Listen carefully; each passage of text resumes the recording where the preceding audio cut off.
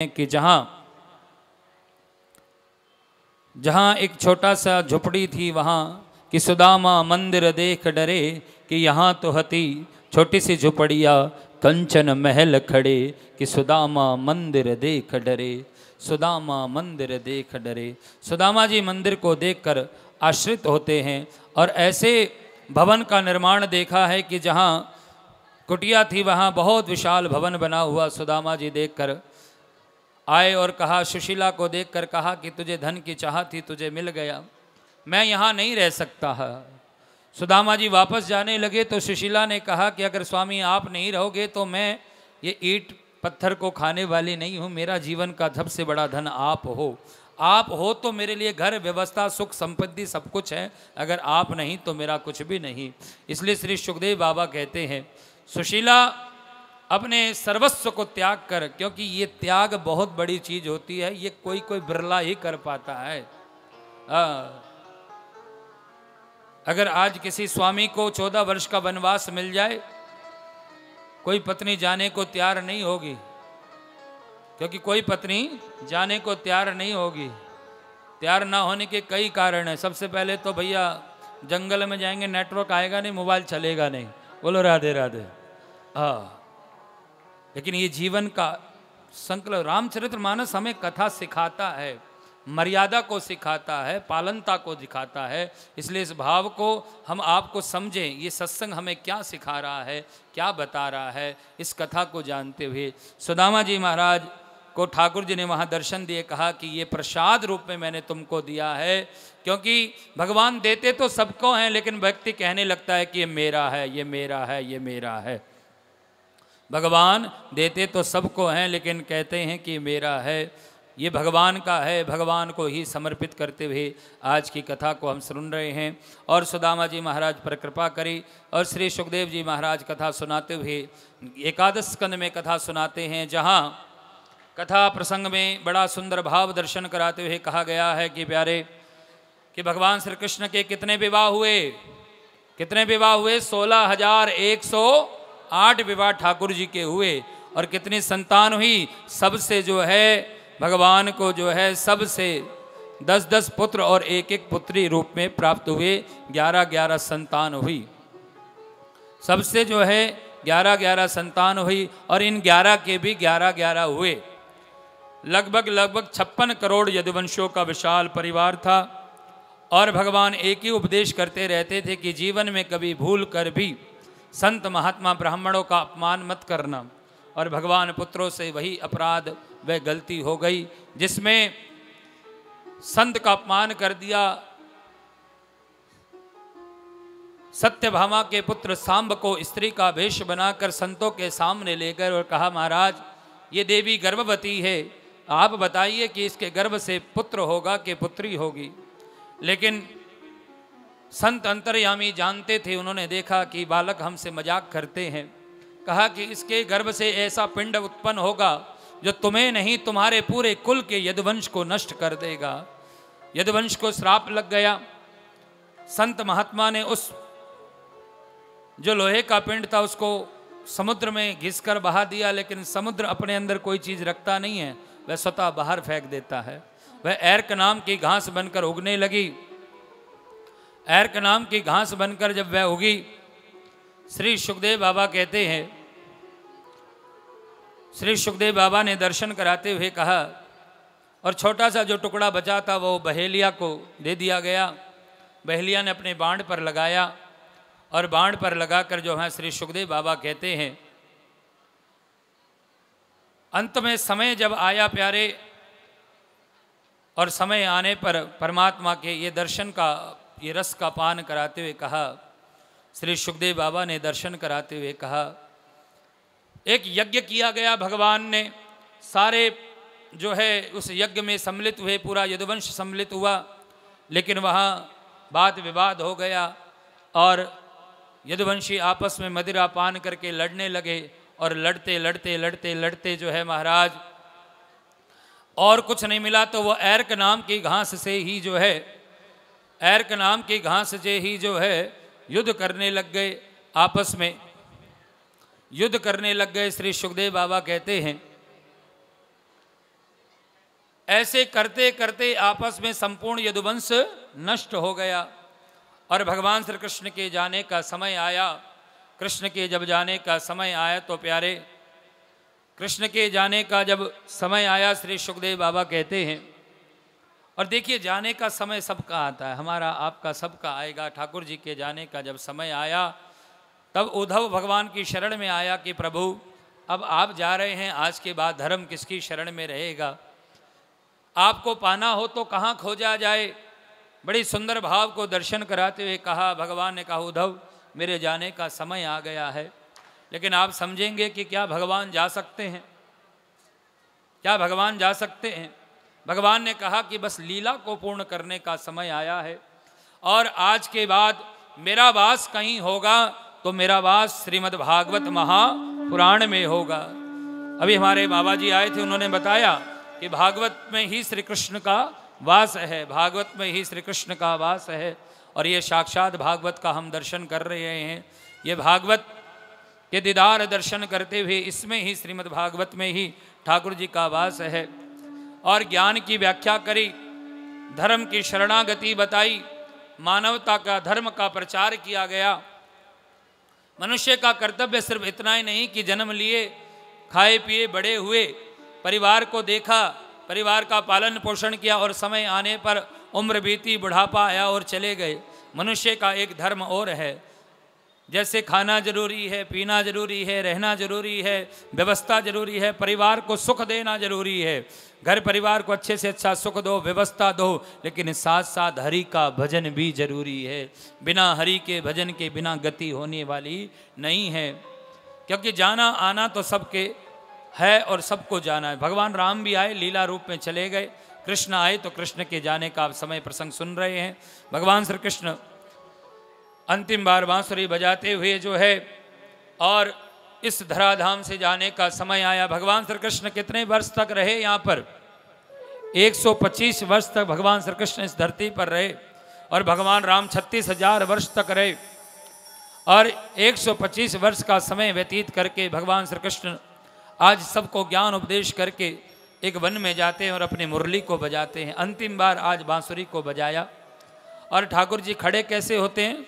तिरछा चरण रखकर। एक बहेलिया आता है, उस बहेलिया ने भगवान के चरणों को दूर से देखकर उसको लगा कि कोई जीव है, उसके निशाना साधा और वही बाण जो मूसल का अंतिम टुकड़ा, क्योंकि उन्होंने कहा था कि पूरा यदुवंश नष्ट होगा। यदुवंश में श्री कृष्ण भी आते हैं, क्योंकि नियम जो होता है ना वो सबके लिए लागू होता हो, चाहे जिसने नियम बनाया हो उसके लिए भी नियम लागू होता है। इसलिए श्री सुखदेव बाबा दर्शन कराते हुए कहते हैं, श्री सुखदेव बाबा आनंदित करते हुए कहते हैं, आज जाने का समय आया। बहेलिया ने बाण चलाया और वो बाण भगवान श्री कृष्ण के चरणों में जाकर लगा। और ये स्थान जो है, आप द्वारिका कभी जाएंगे तो द्वारिका में भालका तीर करके जगह है, वहाँ मंदिर है जहाँ ये घटना घटी। कभी सोमनाथ जाएं तो आपको दीदार दर्शन मिल सकता है भालका तीर का। भगवान इस धराधाम को छोड़कर इस धोख से चले गए प्यारे। और श्री सुखदेव बाबा कहते हैं, राजा परीक्षित, जीवन में मनुष्य का धर्म, संतों का धर्म, ज्ञान क्या है, वैराग्य क्या है, इस सबको समझना बहुत जरूरी है। ज्ञान जो भक्ति संत से जो वाक्य मिले, जो सिरोधार किया जाए, गुरु से जो मिले उसको सिरोधार किया जाए, उसे ज्ञान कहा गया। भक्ति जो आप भाव से करें वो भक्ति कहा गया। वैराग्य जो दिल से त्याग किया जाए वो त्याग है। त्याग जो है हृदय से। बाबा कबीरदास लिखते हैं कि सच्चा त्याग कबीर का जो मन से दिया निकाल। सच्चा त्याग वही है जो मन से त्याग किया जाता है। बाकी व्यवस्थाएं अपनी जगह है। हम आपको ये नहीं कहता कि मैं कमाओ मत, खूब कमाओ, बढ़िया कमाओ, अच्छा कमाओ और खूब अच्छे से कमाओ, अपने परिवार को अच्छे से अच्छा सुख दो, व्यवस्था दो, क्योंकि हम मानव धर्म में हैं। हमारा ये भी सबसे पहला कर्तव्य तो अपना परिवार है। परिवार को अच्छे से देखो, उनकी व्यवस्था देखो। बस एक बात का जीवन में ध्यान रखें कि अपने जीवन में नियत और नियति दोनों ही साफ रखें। बस जो अपने जीवन में नियति और नियत साफ रखता है उसे कभी जीवन में पीछे मुड़कर देखने की जरूरत नहीं पड़ती प्यारे। कथा में ज्ञान बहुत होता है, 7 दिन की बात है, वक्तव्य से भागवत को 7 दिन में पूरा करना पड़ता है।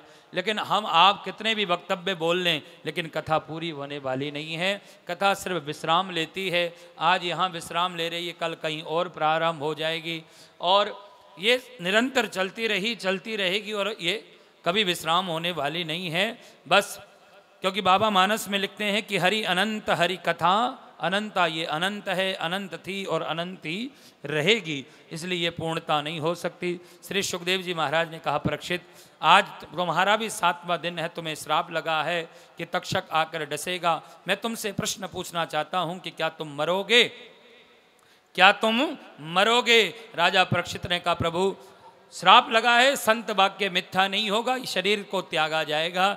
लेकिन मैंने आपकी कथा सुनी है, तक्षक आकर इस पंच भौतिक शरीर को डस सकता है, मुझे नहीं। अगर भगवान की कृपा, आपका स्नेह प्रेम दुलार रहा और जो कथा में मेरा मन था, निष्ठा सच्ची हुई, तो वह मैं इस कथा के माध्यम से मुक्त हो जाऊंगा, आवागमन के चक्कर से मुक्त। अगर ऐसा मेरा भाग्य नहीं है तो ना जाने किसी दूसरी योनि में जन्म मिल जाएगा, लेकिन मैं मरूंगा नहीं, क्योंकि आत्मा कभी मरती नहीं। ना नैनम दहती पावका नैनम छंदांति शस्त्राणी नैनम, गीता में भगवान कहते हैं, इसको ना कोई मार पाया, ना कोई काट पाया, ना कोई जला पाया है। तब श्री सुखदेव जी ने कहा कि अब तुझे कथा सुनाने की जरूरत नहीं है। सुखदेव जी वहाँ से आज्ञा लेकर जाते हैं। राजा परीक्षित सुखदेव जी का व्यास पूजन करता है, क्योंकि 7 दिन कथा सुनी, नियम है।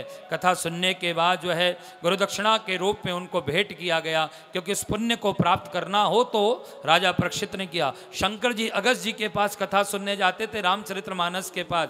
अगस्त जी से कथा सुनकर कहते थे कथा सुनने के बाद कि प्रभु मैं आपको क्या दे दूं। उन्होंने अगस्त जी गुरु चरणों की भक्ति मांगते थे।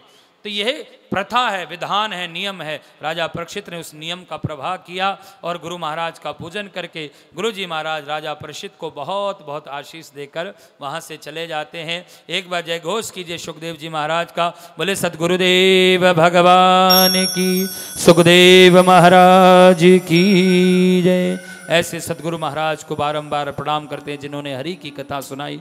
और सुखदेव जी महाराज के जाने के बाद परीक्षित को तक्षक आकर डसता है, लेकिन ये तो सिर्फ एक लीला थी कि तक्षक ने आकर डसा। उससे पहले ही सबके सामने जितने लोग उस कथा पंडाल में बैठे थे, सबके देखते देखते परीक्षित के अंदर से दिव्य ज्योति निकली और वह दिव्य ज्योति निकल कर जो है श्रीमद् भागवत में जैसे ठाकुर जी प्रवेश करे थे, ऐसे ही दिव्य ज्योति निकल कर जो है भगवान के धाम को चली गई। इसे साध्य मुक्ति कहा गया। कौन सी मुक्ति? साध्य मुक्ति। ये 3 जनों को मिली, और भी मिली हो सकती है, लेकिन मैं जो कथा बातें हैं, एक मुक्ति माँ शबरी को मिली। भगवान राम दशरथ के जो है पुत्र होने के बाद भी जो है उनको साध्य मुक्ति नहीं दे पाए। 4 पुत्र थे, लेकिन दशरथ की मृत्यु के समय एक भी पुत्र पास में नहीं था प्यारे। इसी तरह ये साध्य मुक्ति आज जो है मिली परीक्षित को, और भीष्म पितामह को साध्य मुक्ति मिली। और परीक्षित श्रीमद् भागवत के प्रभाव से समय पूरा होने पर मुक्त हो गया, भगवान के धाम को चला गया। लेकिन विचार एक है कि परीक्षित की तो मुक्ति जब हो गई थी, कथा तो हम भी 7 दिन से सुन रहे हैं, और सिर्फ ये 7 दिन नहीं पिछले कितने 7 दिनों भी कथा हमने सुनी है। क्या हमारी मुक्ति होगी? अवश्य होगी। ये भागवत का एक घड़ी आधी घड़ी पुण्याद, भागवत का वो पुण्य है। अभी संत श्री कालिदास जी महाराज बता रहे थे कि उन्होंने कहा कि जीवन में भागवत से बड़ा कोई शास्त्र नहीं है। 18 पुराणों में सबसे बड़ा पुराण श्रीमद् भागवत महापुराण है, जो जीवन के सबसे बड़े सार को समझाता है, जीवन के सबसे बड़े सुख को देता है।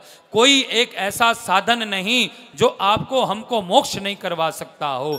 एक वही एक साधन है जो भागवत को, एक भागवत ही ऐसा साधन है जो आपको हम सबको मोक्ष कराती है। और धन्य है हम सब ने भी 7 दिन कथा सुनी, और जिसने जिस भाव से सुनी, 1 दिन सुनी, आधे दिन सुनी, 1 घड़ी सुनी, आधे मिनट सुनी, मैं भागवत से और ठाकुर जी से बाकी बिहार से यही प्रार्थना करता हूँ कि कि हे बांके बिहारी, जो जिस भाव से इस कथा पंडाल में आया, जिस भाव से इस कथा को सुनी, 1 मिनट की सुनी हो, आधी मिनट की सुनी, भगवान सबकी मनोकामना पूर्ण करे। और आने वाले वर्ष में जब कभी कथा हो तो लोग आकर कहें कि महाराज ये भागवत से मन्नत लेकर गए थे और ये मन्नत पूरी हो गई। और ऐसे कई लोग आए भी हैं, क्योंकि ना मैं देने वाला, मैं तो खुद मांगता हूँ ठाकुर जी से, हम सब मांगने के लिए बैठे हैं, लेकिन जिसके दर पर बैठे हैं मैं कभी खाली लौटाता नहीं है। इससे मांगिए प्यारे अपने जीवन के सुख को, इससे मांगिए अपने जीवन के परिवार के लिए, परिवार के सुख शांति समृद्धि को मांगते हुए इस कथा को विश्राम करेंगे प्यारे, क्योंकि वक्तव्य में जितना कहा जाए उतना ही कम है। परीक्षित की श्रीमद् भागवत से मुक्ति हो गई प्यारे, और श्रीमद् भागवत के महाप्राण का विश्राम करने जा रहे हैं। और सबसे पहले धन्यवाद ठाकुर जी का करो, ठाकुर जी का धन्यवाद करो कि जिसने ये प्रेरणा हम सब के राधा चरण सेवा मंडल के हृदय में स्वयं विराजमान होकर ये प्रेरणा को जागृत किया और जागृत करके इस यज्ञ को किया। इसलिए सबसे पहले धन्यवाद उस परमात्मा को करो प्यारे। ठाकुर जी को बहुत बहुत साधुवाद देते हुए जोरदार तालिक से स्वागत करें। और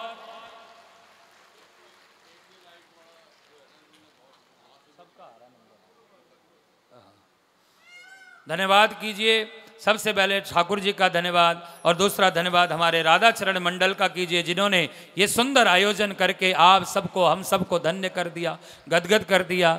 और इस मंडल का सहयोग करने वाले हर एक व्यक्ति को, जिसने 1 रुपये का भी सहयोग किया और जिसने लाख का भी सहयोग किया, उन सब का धन्यवाद, क्योंकि उन सब के सहयोग से ये मंडल खड़ा है और चल रहा है और आगे भी आपके सहयोग से चलता ही रहेगा। इसलिए बहुत बहुत धन्यवाद आप सब दानदाताओं का जिन्होंने ये कथा में सहयोग किया। और धन्यवाद है इन व्यवस्थाओं को करने वाले हमारे लाइट वालों का, जिन्होंने ये सुंदर लाइट की शोभा पूरे नगर को चकाचौंध कर रखा है। एक लाइट वाले टेंट वालों का धन्यवाद जिन्होंने ये सुंदर व्यवस्था करी। प्रसाद की सेवा जो कर रहे हैं उनका धन्यवाद, सभी का धन्यवाद। और हमारे संगीतकार मित्रों का एक बार जोरदार अभिनंदन करें जिन्होंने ये सुंदर साथ दिया। हमारे विप्र समाज का धन्यवाद करें जिन्होंने ये हमारा साथ दिया। हमारे साउंड वाले भैया का धन्यवाद करें जिन्होंने ये व्यवस्था, कल आपने देखा कितनी सुंदर भव्य स्टेज में रुक्मणी जी का जो है स्वयंवर किया, बड़ा सुंदर व्यवस्था। हमारे साउंड वाले भैया का बहुत बहुत धन्यवाद, बहुत बहुत आभार और आशीष करता हूँ कि ऐसे ही बढ़ चढ़ कर आगे सेवा करते रहें। बहुत बहुत धन्यवाद बड़ी स्क्रीन का, LID स्क्रीन का बहुत बहुत धन्यवाद। ब्लू स्टार मूवी जो इस कथा में सदस्य भी हैं, बहुत बहुत धन्यवाद। हमारे सभी का धन्यवाद करते हुए और सबको लेकर चलने वाले हमारे सरप्रस्त श्री शर्मा जी और उनके साथ चलते हुए उन सब की आज्ञा लेकर हमारे पदाधिकारी राधा चरण सेवा मंडल और उनके प्रधान श्री ऋषि वर्मा जी को बहुत बहुत बधाई। और उन सब के साथ कंधे से कंधा मिलाकर चलने वाले सभी मित्रगण, मैं सभी का नाम तो नहीं जानता, लेकिन मैं ना जानूं तो ठाकुर जी सबको जानते हैं, और सभी का बहुत बहुत बधाई और धन्यवाद करते हैं। हमारे ऋषि वर्मा जी, श्यामनाथ शर्मा जी, आकाश चौहान, जयपाल वर्मा जी, नरेश वर्मा जी, राणा सिंह जी, गोविंद शर्मा जी, गोविंद शर्मा जी, विजय गर्ग जी, सतीश सचदेवा जी, अशोक वर्मा जी, नरेंद्र खन्ना जी, सुरेश मल्होत्रा जी, रमेश खन्ना जी, अंशु मिगलानी, अमित मल्होत्रा, सुनील जी, राजेंद्र जी और विजय मल्होत्रा, पवन जी, और भी बहुत सारे नाम हैं इसमें हैं। महिलाओं के बिना तो गति नहीं है प्यारे। हमारी ओमपति देवी जी, उषा गोयल जी, श्रीमती ममता मल्होत्रा जी, आशा गर्ग जी और सुनीता देवी जी, श्रीमती अमिता शर्मा जी, रेणुका शर्मा जी, मनोजा देवी जी और मंजू जी का बहुत बहुत धन्यवाद है, बहुत बहुत आभार। और जिनके नाम रह गए हैं और मैं ना बोल पाया हूँ, और ठाकुर जी इनसे भी ज़्यादा फल उनको दे जिनके नाम रह गए हैं। बहुत बहुत आभार, बहुत बहुत धन्यवाद है। हमारे जितने भी मुख्य अतिथि आए सभी का बहुत बहुत धन्यवाद। हो सकता है किसी का नाम रह गया हो, लेकिन ईश्वर सबको जानता है, ईश्वर सबकी सुनता है। और ये नामों से आप अपने मन में कोई खटास मत पैदा किया करो कि मेरा नहीं बोला या उसका नहीं बोला या ये नहीं किया, क्योंकि व्यवस्था देखने के लिए बहुत ताकत लगती है, बहुत संयोग लगता है। तो आप सब का है और आप सब के लिए है। ये यज्ञ किसी एक के लिए नहीं चुना गया है, ये आप सब के लिए किया गया। अगर मंडल चाहता तो अपने गली में मोहल्ले में कहीं भी कथा करवा लेता, और सुन लेता 10, 15, 20 जने बैठकर, लेकिन चाहता है कि हमारा नगर, हमारा देश, हमारे जहाँ रहते हैं यहाँ आसपास सभी श्रीमद् भागवत से इस शब्द के माध्यम से सब पावन हो, सब पुनीत हो। और मैं सभी का बहुत बहुत धन्यवाद करता हूँ, सबको बहुत बहुत आशीष देता हूँ। सब खुश रहे, आनंद करते रहें। और जैसे ही आज आनंद ले रहे हो ऐसे ही कल सुबह भी आपको आनंद लेना है। कल प्रातः हवन होगा, हवन का टाइम 9 बजे से हवन होगा। और हवन के तुरंत बाद जैसे भी भोग लगेगा उसके बाद भंडारा इत्यादि होगा और आनंद आप सब लेते रहेंगे। मेरा और राधा चरण सेवा मंडल की ओर से फिर दोबारा हाथ जोड़कर राधा चरण सेवा मंडल आप सबका धन्यवाद करता है, आप सबका बहुत बहुत आभार व्यक्त करता है। एक बार पुनः जोश दीजिए राधा चरण सेवा मंडल को, ताकि ऐसे यज्ञ, ऐसे अनुष्ठान करता रहे, बढ़ता रहे। आइए भागवत जी के अंतिम श्लोक के द्वारा भागवत जी की विश्राम की ओर चले।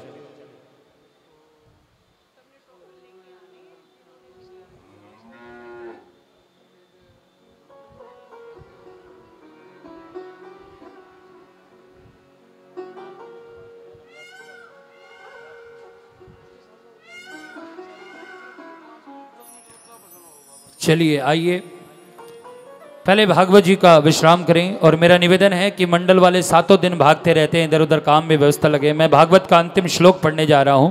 मैं निवेदन है कि मंडल वाले भी श्लोक का श्रवण करें। और हमारे व्यवस्था आपके हाथ में है। आज भागवत जी का पूजन है और सभी व्यवस्था के साथ भागवत जी का पूजन करेंगे। और 2 सूचना और हैं कि कल जिन्होंने कलश उठाए थे वह कलश की जो है हवन के बाद वह कलश भी आपको दिए जाएंगे। अपना टोकन नंबर जो साथ लेकर आएंगे। और कल यहाँ हेल्थ कैंप भी है, चेकिंग हेल्थ के रिलेटेड जो है वह डॉक्टर आएंगे, वो भी आपको जो है आपकी कोई समस्या है तो आप डॉक्टर को दिखा सकते हैं। कल जो है ये कलश आपको दिए जाएंगे।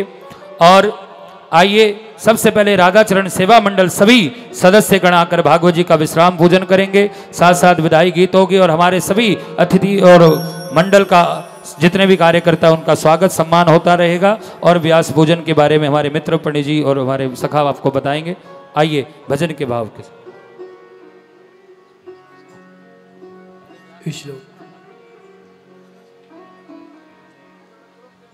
हाँ बोले भागवत महापुराण की जय। मैं भागवत जी का अंतिम श्लोक पढ़ने जा रहा हूं और मेरा निवेदन है कि मंडल वालों से, बाकी सभी से भी सब अपनी अपनी जगह पर बैठ जाएं, भागवत जी का अंतिम श्लोक सुने, उसके बाद जो भी प्रक्रिया होगी वो कार्य करेंगे। सभी बैठ जाइए, भागवत जी का अंतिम श्लोक। और हो सके तो अपने सिर को ढकें और नहीं तो कोई बात नहीं, अपना हाथ रखकर इस सिर का सम्मान बढ़ाएं।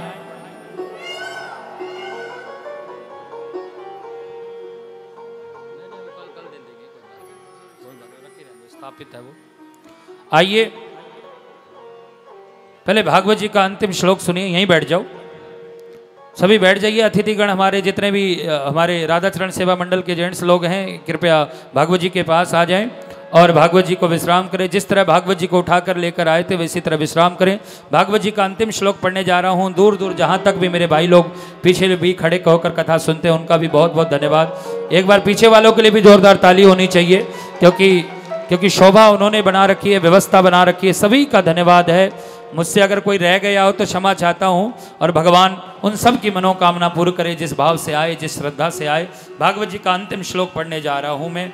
आइए बड़े भाव और श्रद्धा के साथ भागवत जी की विश्रामी श्लोक, उसके बाद राधा चरण सेवा मंडल के द्वारा भागवत जी को आप सबके लिए दर्शन करवाया जाए। भागवत जी को अभी तक तो भागवत बॉक्स के अंदर हैं, उनको निकाल कर आप सब दर्शन करेंगे और आप सबको भी भागवत जी का पूजन मौका मिलेगा। लेकिन व्यवस्था आपके हाथ में है, जहां व्यवस्था भंग होगी वहीं पूजा को बंद कर दिया जाएगा। भागवत जी का अंतिम श्लोक सुनिए और मैं यही चाहता हूं कि आप सब ने जिस भाव से, जिस उद्देश्य से, जिस लक्ष्य से इस कथा को सुना और आपने अपने पूर्वजों के लिए कथा सुनी, अपने पूर्वजों का ध्यान करते एक जाएगा हो अपने पूर्वजों। बोले पितृ भगवान की जय हो। ओम नमो भगवते वासुदेवाय। ओम नमो भगवते वासुदेवाय। ओम नमो भगवते वासुदेवाय। ॐ नमो भगवते वासुदेवाय। ॐ नमो भगवते वासुदेवाय। ॐ नमो भगवते वासुदेवाय। नाम संकीर्तनं यस्य नाम संकीर्तनं यस्य सर्वपाप प्रणाशनं सर्वपाप प्रणाशनं प्रमणो दुःख समनस्त्वं प्रणामो दुःख समनस्तं त्वं नमामि हरिं परं तं नमामि हरिं परं तं नमामि हरिं परं तं नमामि हरिं ॐ परं। नमो भगवते वासुदेवाय। ॐ नमो भगवते वासुदेवाय। ॐ नमो भगवते वासुदेवाय। ॐ नमो भगवते वासुदेवाय। ॐ नमो भगवते वासुदेवाय। ॐ नमो भगवते वासुदेवाय। श्रीमद् भागवत का ये अंतिम श्लोक आप सुन रहे हैं, जिसमें आपने सुना ओम नमो भगवते वासुदेवाय। कितनी बार बोला गया ये? हाँ जी, कितनी बार बोला गया ओम नमो भगवते? 12 बार। कितनी बार? 3 बार हमने बोला, 3 बार आपने रिपीट किया, फिर हमने मंत्र बोला और उसके बाद 3 बार फिर ओम नमो भगवते, 3 बार हमने और 3 बार आपने। क्यों? क्योंकि ये 12 अक्षर मंत्र है। श्रीमद् भागवत में कितने स्कंद हैं? 12 स्कंद हैं। हर स्कंद से एक शब्द लेकर ये श्रीमद् भागवत का ये ओम नमो भगवते मंत्र तैयार किया गया है। प्यारे, इस मंत्र में ही संपूर्ण भागवत का ज्ञान है।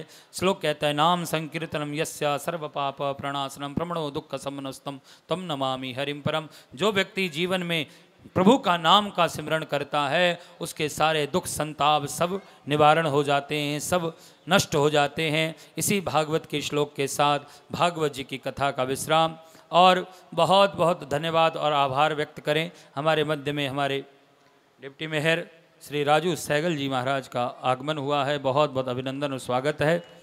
और आइए इसी के साथ